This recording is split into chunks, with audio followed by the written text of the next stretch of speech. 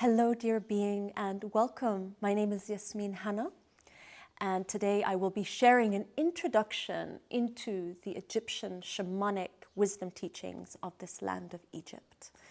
Just briefly about myself, I am half Egyptian, and I was raised in Cairo and had a very deep spiritual thirst from a very young age that I was met with Islam. I was able to dive deep into my inner soul realms and later on realized there was something else that I was missing in connection to land, in connection to nature.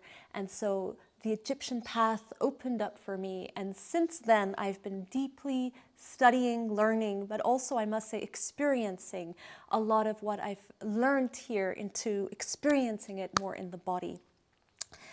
So, welcome, and you're obviously here because you're interested in understanding something that is so mysterious to us.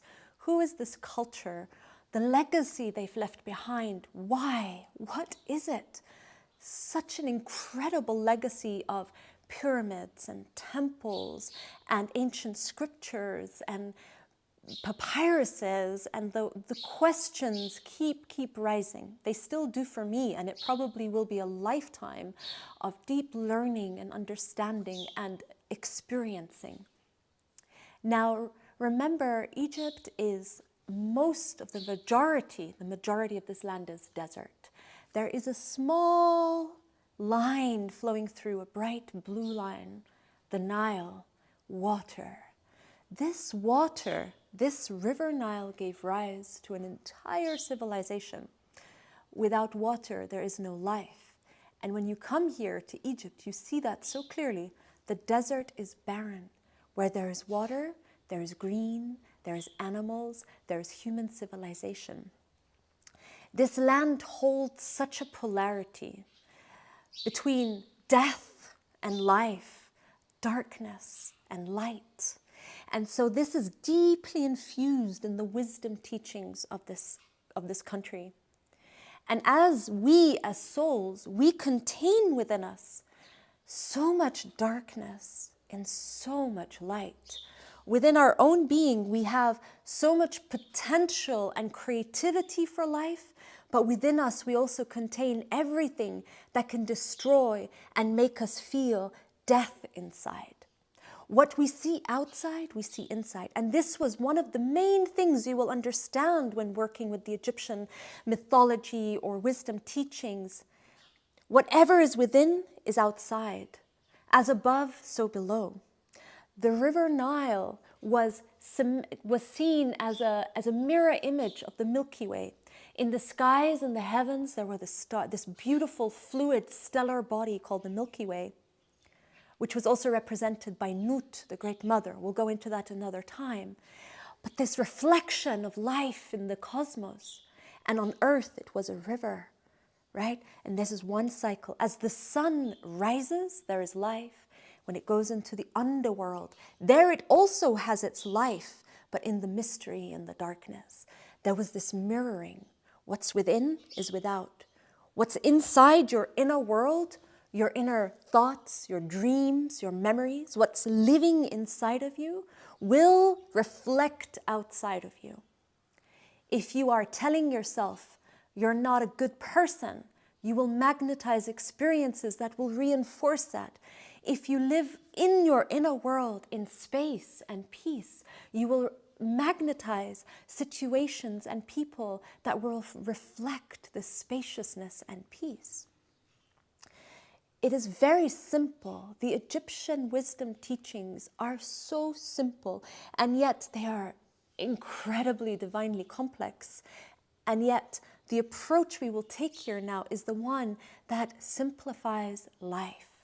Their main law that governed the land, governed spirituality, governed homes, governed beings, was the law of MAAT. How light is the heart, and is it as light as a feather? That governance of life for the people, for the government, for law, for body, for health, for mind, always weighed everything against a feather. How light is it? Because the lighter the heart, the more beauty, the more love, the more order, and the more goodness would come through. Imagine a world where we would weigh our politics, weigh our decisions against how light does it make your heart feel. This is such a beautiful and powerful contribution, I think, from the ancient world to our living world now. And for them too, the main thing was, when you pass from this world into another, into the other world, basically when you die, how light was your heart in this world? For that will be your reality when you pass through to the other side. It will be a mirror of this life you've lived here. So in that, I believe that the lesson here is, lighten your heart. That is all there is to be, or you could say to do, in this living reality. Bring joy, bring peace, simplify your life. The more you want, the more you compare yourself to others, the heavier your heart will be. The more you are attached and trying to find something, when there is this surrender, open palm, this offering everything up and a total receptivity, there's this beautiful cycle, a harmonic cycle of MAAT. Bring joy into the heart. Bring peace into your heart as much as possible. They had a deep intimacy to the realm of death. To death, they knew everything worked in cycles. This fear of death is one of the things we have on our planet that actually prevents true life from happening. This concern with ensuring everything, to make sure that everything will be okay. It's a fear of death. The more we open ourselves up, knowing that we have no control over death, but we can be intimately receptive and in a way surrender to these deeper forces of nature, we will live a life of more joy and less seeking to fulfill something that we cannot do in the material world, although the material world is important. Cycles. For the ancient Egyptians, it was cycles. The cycle of the sun rising and the sun setting every day. Every day, birth. Every night, death. Every single day. For them, you rise with a new, fresh perspective to this new day. You die, you let go of something from the day, from your karmic cycle or pattern. You let it die. You don't carry your weights and burdens through this life and all the way into the other life. You release, you let go. Why? For joy, for the sake of happiness. Cycles. Cycles of the equinoxes, cycles of the solstices, cycles of the seasons, cycles of the day, cycles of the sun, cycles of the moon. They were tuned to the cycles as a rhythm, as a heartbeat.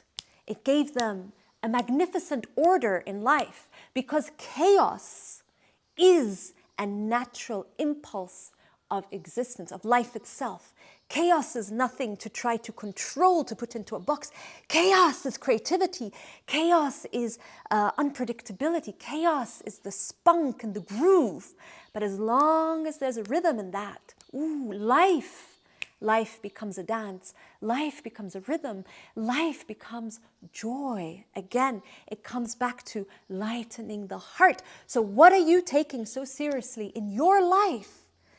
The ancient Egyptians would say, laugh, groove, dance. And we can still see that in the ancient African practices or indigenous practices around the world. The ancient Egyptian path is in Africa. Its roots were based in Africa. For Kemet, the name of ancient Egypt is Kemet. Kemet, the land of the black soil, the land of the black. Rooting this fertile, rich mud, this incredible fertility that came out of the land, went all the way down to the Great Lakes. Kemet was different, the map, than we see it now. And some of the deities, some of the Neteru or the Neter, Neter, nature, forces of nature, deities of nature come from different parts of Africa. So the root and the origin is in Africa. And later on, of course, there were mixes between other cultures, it was a melting pot for cultures until finally the Greeks came. And then there was a whole, the dynasties with the Greeks, the Ptolemies and others. And so came Egypt, a melting pot of culture and the root of civilization as we know it to be till this day. I hope you got some insight. I'll leave it here for now. Please continue to follow the next videos to learn more about this incredibly vast, ancient, and magnificent culture. Much love. Thank you.